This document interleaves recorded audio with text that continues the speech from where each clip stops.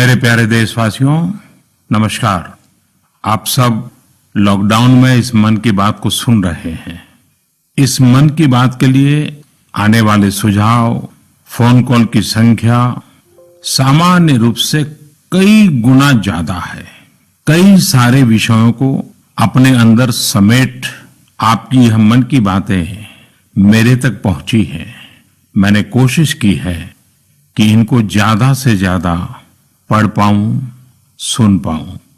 आपकी बातों से कई ऐसे पहलू जानने को मिले हैं जिन पर इस आपाधापी में ध्यान ही नहीं जाता है। मेरा मन करता है कि युद्ध के बीच हो रही इस मन की बात में उन्हीं कुछ पहलुओं को आप सभी देशवासियों के साथ बांटूं। साथियों, भारत की कोरोना के खिलाफ लड़ाई सही मायने में पीपल ड्रिवन है। भारत में कोरोना के खिलाफ लड़ाई जनता लड़ रही है, आप लड़ रहे हैं। जनता के साथ मिलकर शासन प्रशासन लड़ रहा है। भारत जैसा विशाल देश जो विकास के लिए प्रयत्नशील है, गरीबी से निर्णायक लड़ाई लड़ रहा है। उसके पास कोरोना से लड़ने और जीतने का यही एक तरीका है। और हम भाग्यशाली हैं कि आज पूरा देश का हर नागरिक, जन जन इस लड़ाई का सिपाही है, लड़ाई का नेतृत्व कर रहा है। आप कहीं भी नजर डालिए, आपको एहसास हो जाएगा कि भारत की लड़ाई पीपल ड्रिवन है।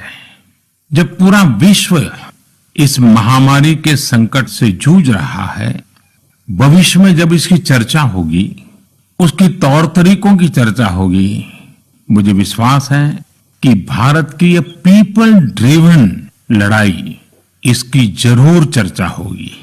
पूरे देश में, गली मोहल्लों में, जगह जगह पर आज लोग एक दूसरे की सहायता के लिए आगे आए हैं।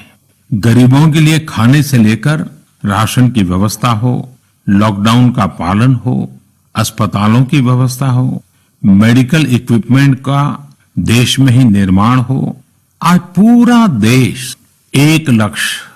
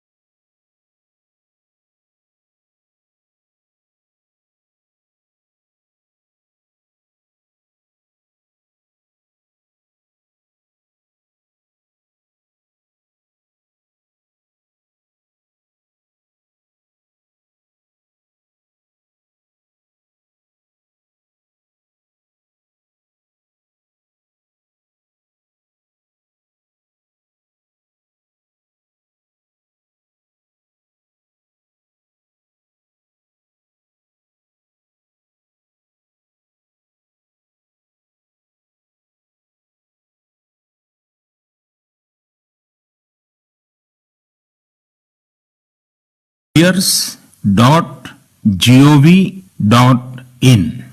सरकार ने इस प्लेटफॉर्म के माध्यम से तमाम सामाजिक संस्थाओं के वॉलंटियर्स, सिविल सोसाइटी के प्रतिनिधि और स्थानीय प्रशासन को एक दूसरे से जोड़ दिया है।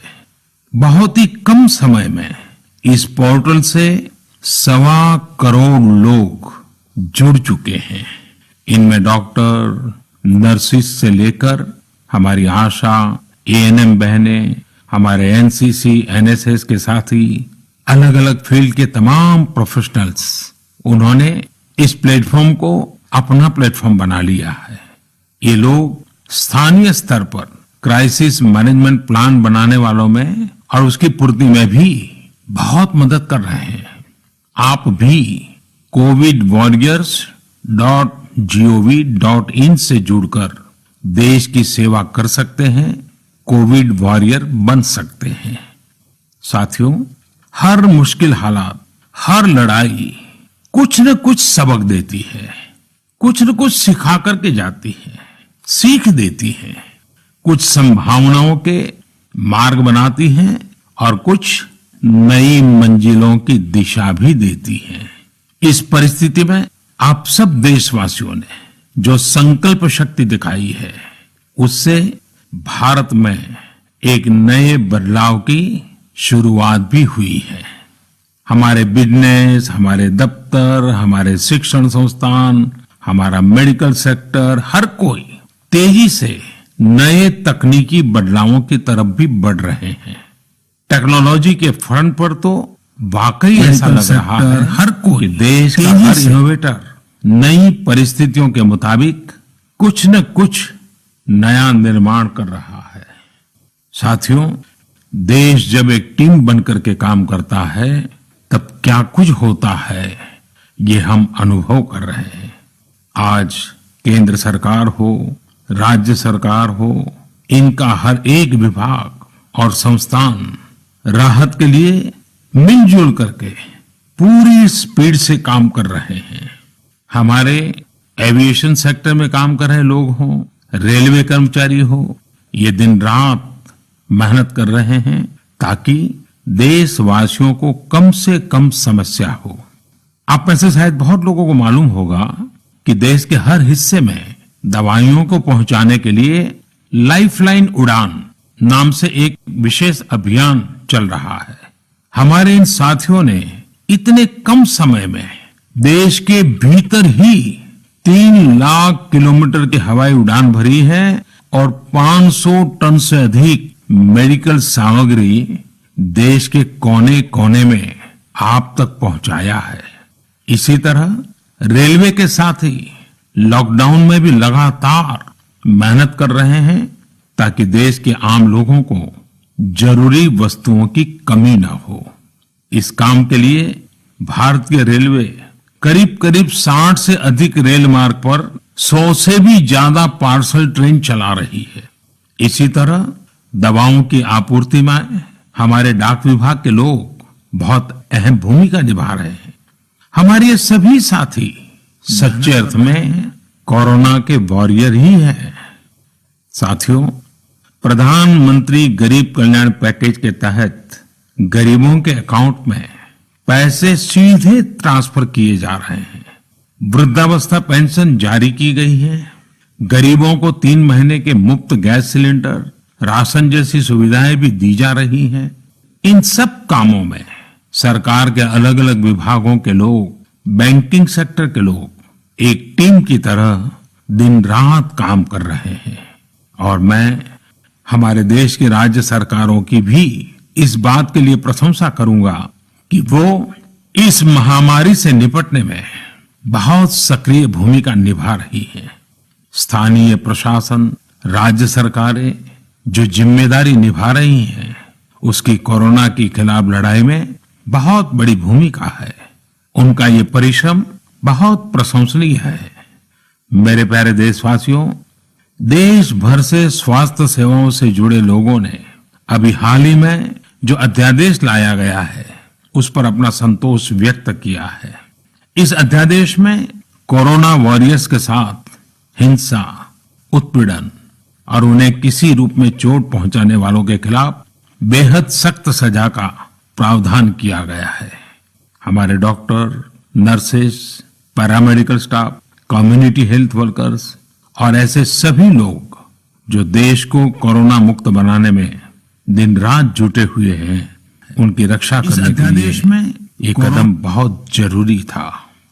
मेरे प्यारे देशवासियों, हम सब अनुभव कर रहे हैं कि महामारी के खिलाफ इस लड़ाई के दौरान हमें अपने जीवन को, समाज को, हमारे आसपास हो रही घटनाओं को एक फ्रेश नजरिए से देखने का अवसर भी मिला है। समाज के नजरिए में भी व्यापक बदलाव आया है। आज अपने जीवन से जुड़े हर व्यक्ति की अहमियत का हमें आभास हो रहा है। हमारे घर में काम करने वाले लोग हो, हमारी जरूरतों को पूरा करने के लिए काम करने वाले हमारे सामान्य कामगार हो, पड़ोस की दुकानों में काम करने वाले लोग हो, इन सब की कितनी बड़ी भूमिका है, हमें ये अनुभव हो रहा है। इसी तरह जरूरी सेवाओं की डिलीवरी करने वाले लोग, मंडियों में काम करने वाले हमारे मजदूर भाई बहन, हमारे आस पड़ोस के ऑटो चालक, रिक्शा चालक, आज हम अनुभव कर रहे हैं कि इन सब के बिना हमारा जीवन कितना मुश्किल हो सकता है।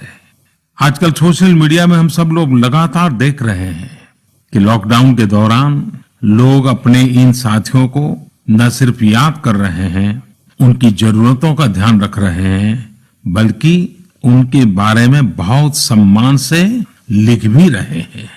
आज देश के हर कोने से ऐसी तस्वीरें आ रही हैं कि लोग सफाई कर्मियों पर पुष्प वर्षा कर रहे हैं। पहले उनके काम को संभवतः आप भी कभी नोटिस नहीं करते थे। डॉक्टर हो, सफाई कर्मी हो, अन्य सेवा करने वाले लोग हो, इतना ही नहीं, हमारी पुलिस व्यवस्था को लेकर भी आम लोगों के सोच में काफी बदलाव हुआ है। पहले पुलिस के विषय में सोचते ही नकारात्मकता के सिवाय हमें कुछ नजर नहीं आता था। हमारे पुलिसकर्मी आज गरीबों, जरूरतमंदों को खाना पहुंचा रहे हैं, दवा पहुंचा रहे हैं। जिस तरह से हर मदद के लिए पुलिस सामने आ रही है, इससे पुलिसिंग का मानवीय और संवेदनशील पक्ष हमारे सामने उभर करके आया है, हमारे मन को झकझोर दिया है, हमारे दिल को छू लिया है। एक ऐसा अवसर है जिसमें आम लोग पुलिस से भावात्मक तरीके से जुड़ रहे हैं।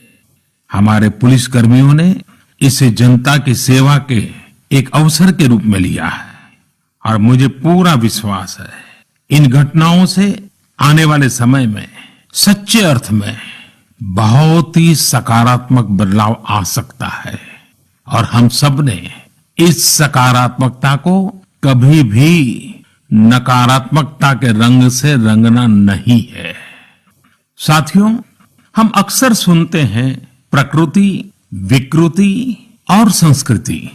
इन शब्दों को एक साथ देखें और इसके पीछे के भाव को देखें तो आपको जीवन को समझने का भी एक नया द्वार खुलता हुआ दिखेगा। अगर मानव प्रकृति की चर्चा करें तो ये मेरा है, मैं इसका उपयोग करता हूं। इसको और इस भावना को बहुत स्वाभाविक माना जाता है, किसी को इसमें कोई ऐतराज नहीं होता। इसे हम प्रकृति कह सकते हैं। लेकिन जो मेरा नहीं है, जिस पर मेरा हक नहीं है, उसे मैं दूसरे से छीन लेता हूं, उसे छीनकर उपयोग में लाता हूं, तो हम इसे विकृति कह सकते हैं। इन दोनों से परे, प्रकृति और विकृति से ऊपर जब कोई संस्कारित मन सोचता है या व्यवहार करता है तो हमें संस्कृति नजर आती है। जब कोई अपने हक की चीज, अपनी मेहनत से कमाई चीज, अपने लिए जरूरी चीज कम हो या अधिक, इसकी परवाह किए बिना किसी व्यक्ति की जरूरत को देखते हुए खुद की चिंता छोड़कर अपने हक के हिस्से को बांट करके किसी दूसरे की जरूरत पूरी करता है, वही तो संस्कृति है। साथियों, जब कसौटी का काल होता है तब इन गुणों का परीक्षण होता है। आपने पिछले दिनों देखा होगा कि भारत ने अपने संस्कारों के अनुरूप, हमारी सोच के अनुरूप, हमारी संस्कृति का निर्वहन करते हुए कुछ फैसले लिए। संकट की इस घड़ी में दुनिया के लिए भी, समृद्ध देशों के लिए भी दवाइयों का संकट बहुत ज्यादा रहा है। एक ऐसा समय है कि अगर भारत दुनिया को दवाइयां न भी दे तो कोई भारत को दोषी नहीं मानता। हर देश समझ रहा है कि भारत के लिए भी उसकी प्राथमिकता अपने नागरिकों का जीवन बचाना है। लेकिन साथियों, भारत ने प्रकृति विकृति की सोच से परे होकर फैसला लिया। भारत ने अपनी संस्कृति के अनुरूप फैसला लिया। हमने भारत की आवश्यकताओं के लिए जो करना था उसका प्रयास तो बढ़ाया ही, लेकिन दुनिया भर से आ रही मानवता की रक्षा की पुकार पर भी पूरा पूरा ध्यान दिया। हमने विश्व के हर जरूरतमंद तक दवाइयों को पहुंचाने का बीड़ा उठाया और मानवता के इस काम को करके दिखाया। आज जब मेरी अनेक देशों के राष्ट्राध्यक्षों से फोन पर बात होती है तो वो भारत की जनता का आभार जरूर व्यक्त करते हैं। जब वो लोग कहते हैं thank you India, thank you people of India, तो देश के लिए गर्व और बढ़ जाता है। इसी तरह इसमें दुनिया भर में भारत के आयुर्वेद और योग के महत्व को भी लोग बड़े विशिष्ट भाव से देख रहे हैं। सोशल मीडिया पर देखिए, हर तरफ इम्यूनिटी बढ़ाने के लिए किस तरह से भारत के आयुर्वेद और योग की चर्चा हो रही है। कोरोना की दृष्टि से आयुष मंत्रालय ने इम्यूनिटी बढ़ाने के लिए जो प्रोटोकॉल दिया था, मुझे विश्वास है कि आप लोग इसका प्रयोग जरूर कर रहे होंगे। गर्म पानी, काढ़ा और जो अन्य दिशा निर्देश आयुष मंत्रालय ने जारी किए हैं वो आप अपनी दिनचर्या में शामिल करेंगे तो आपको बहुत लाभ होगा। साथियों, वैसे ये दुर्भाग्य रहा है कि कई बार हम अपनी ही शक्तियां और समृद्ध परंपराओं को पहचानने से इनकार कर देते हैं। लेकिन जब विश्व का कोई दूसरा देश एविडेंस बेस्ड रिसर्च के आधार पर वही बात करता है, हमारी फॉर्मूला हमें सिखाता है, तो हम उसे हाथों हाथ ले लेते हैं। संभवतः इसके पीछे एक बहुत बड़ा कारण सैकड़ों वर्षों की हमारी गुलामी का कालखंड रहा है। इस वजह से कभी कभी हमें अपनी ही शक्ति पर विश्वास नहीं होता है, हमारा आत्मविश्वास कम नजर आता है। इसलिए हम अपने देश की अच्छी बातों को, हमारे पारंपरिक सिद्धांतों को एविडेंस बेस्ड रिसर्च के आधार पर आगे बढ़ाने के बजाय उसे छोड़ देते हैं, उसे हीन समझने लगते हैं। भारत की युवा पीढ़ी को अब इस चुनौती को स्वीकार करना होगा। जैसे विश्व ने योग को सहज स्वीकार किया है, वैसे ही हजारों वर्षों पुराने हमारे आयुर्वेद के सिद्धांतों को भी विश्व अवश्य स्वीकार करेगा। हाँ, इसके लिए युवा पीढ़ी को संकल्प लेना होगा और दुनिया जिस भाषा में समझती है उस वैज्ञानिक भाषा में हमें समझाना होगा, कुछ करके दिखाना होगा। साथियों, वैसे कोविड-19 के कारण कई सकारात्मक बदलाव हमारे काम करने के तरीके, हमारी जीवन शैली और हमारी आदतों में भी स्वाभाविक रूप से अपनी जगह बना रहे हैं। आपने सबने भी महसूस किया होगा इस संकट ने कैसे अलग अलग विषयों पर हमारी समझ और हमारी चेतना को जागरूक किया है।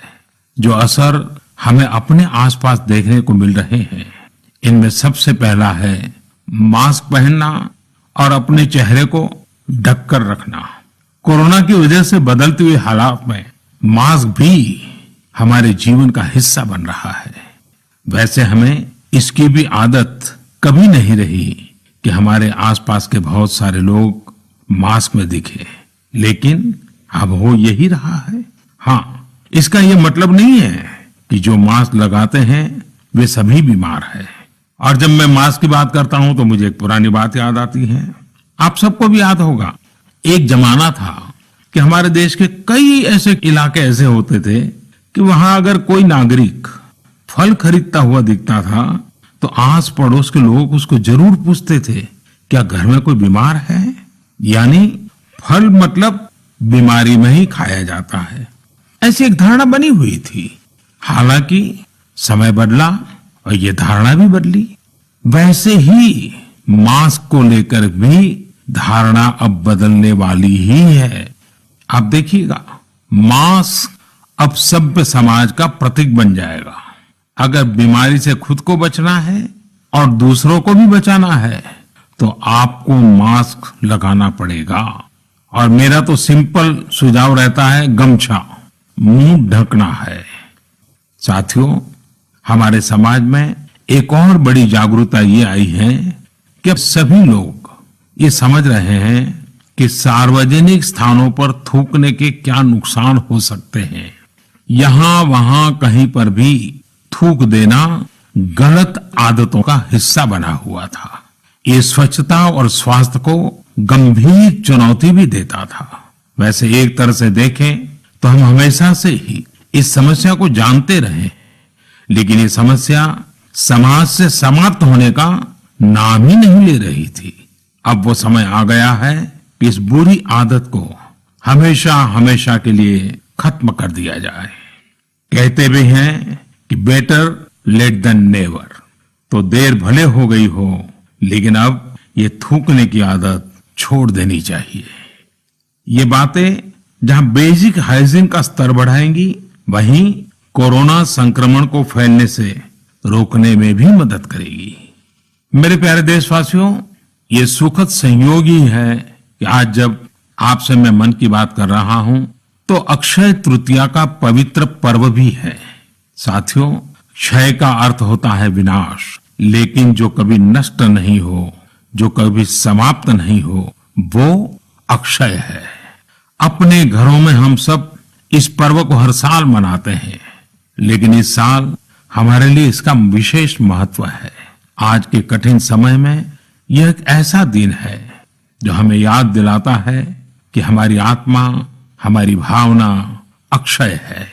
यह दिन हमें याद दिलाता है कि चाहे कितनी भी कठिनाइयां रास्ता रोके, चाहे कितनी भी आपदाएं आए, चाहे कितनी भी बीमारियों का सामना करना पड़े, इनसे लड़ने और जूझने की मानवीय भावनाएं अक्षय है।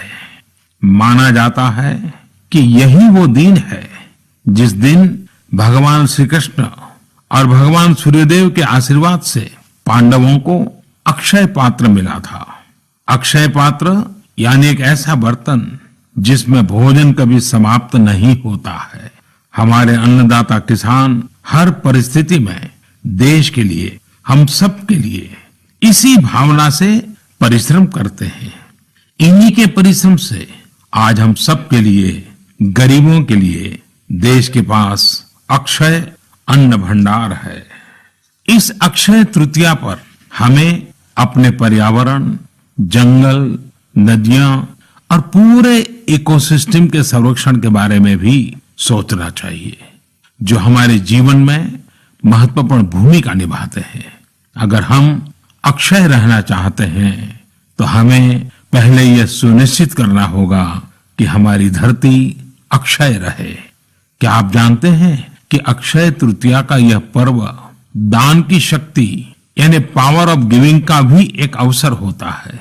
हम हृदय की भावना से जो कुछ भी देते हैं, वास्तव में महत्व उसी का होता है। यह बात महत्वपूर्ण नहीं है कि हम क्या देते हैं और कितना देते हैं। संकट के इस दौर में हमारा छोटा सा प्रयास हमारे आसपास के बहुत से लोगों के लिए बहुत बड़ा संबल बन सकता है। साथियों, जैन परंपरा में भी यह बहुत पवित्र दिन है, क्योंकि पहले तीर्थंकर भगवान ऋषभ देव के जीवन का यह एक महत्वपूर्ण दिन रहा है। ऐसे में जैन समाज इसे एक पर्व के रूप में मनाता है और इसलिए ये समझना आसान है कि क्यों इस दिन को लोग किसी भी शुभ कार्य को प्रारंभ करना पसंद करते हैं।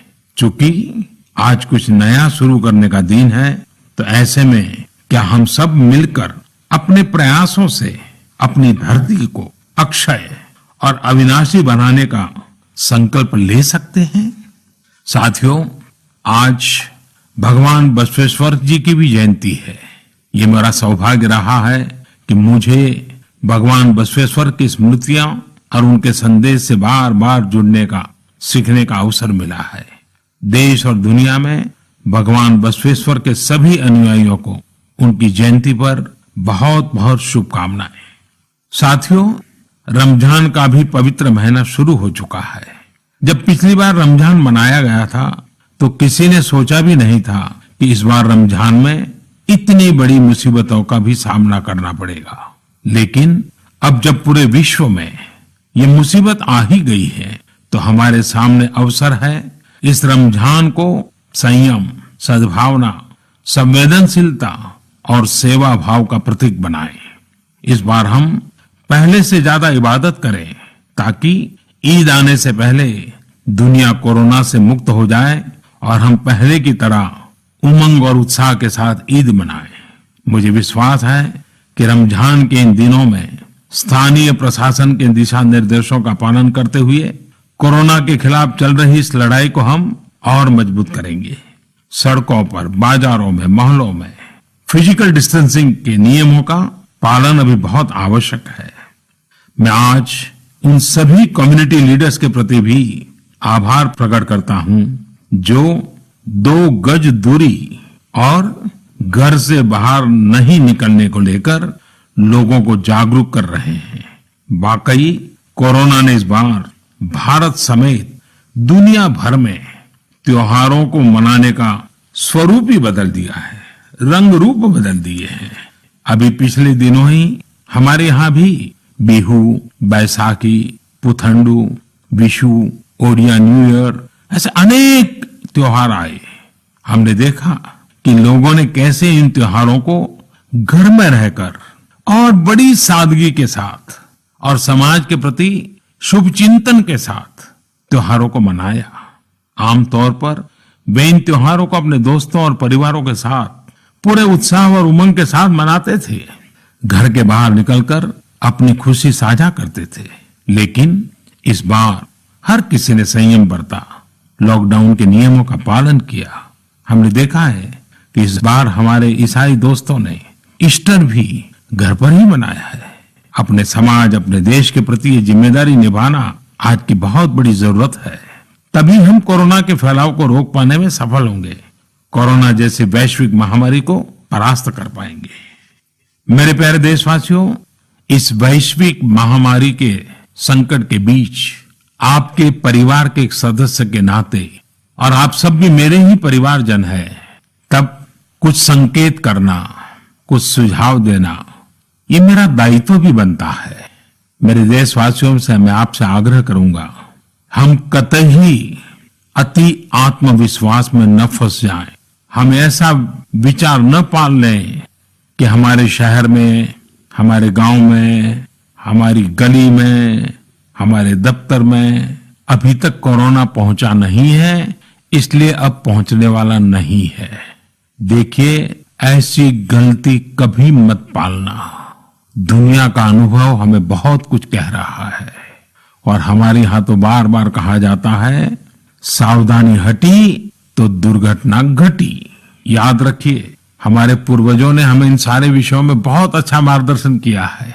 हमारे पूर्वजों ने कहा है, अग्नि ही शेषम ऋण शेषम व्याधि शेषम तथैव च पुनः पुनः प्रवर्धेत तस्मात् शेषम न कार्येत। अर्थात हल्के में लेकर छोड़ दी गई आग, कर्ज और बीमारी मौका पाते ही दोबारा बढ़कर खतरनाक हो जाती है। इसलिए इनका पूरी तरह उपचार बहुत आवश्यक होता है। इसलिए अति उत्साह में स्थानीय स्तर पर कहीं पर भी कोई लापरवाही नहीं होनी चाहिए। इसका हमेशा हमेशा हमने ध्यान रखना ही होगा। और मैं फिर एक बार कहूंगा, 2 गज दूरी बनाए रखिए, खुद को स्वस्थ रखिए। 2 गज दूरी बहुत है जरूरी। आप सबके उत्तम स्वास्थ्य की कामना करते हुए मैं मेरी बात को समाप्त करता हूं। अगली मन की बात के समय जब मिले तब इस वैश्विक महामारी से कुछ मुक्ति की खबरें दुनिया भर से आए, मानव जात इन मुसीबतों से बाहर आए, इसी प्रार्थना के साथ आप सबका बहुत बहुत धन्यवाद।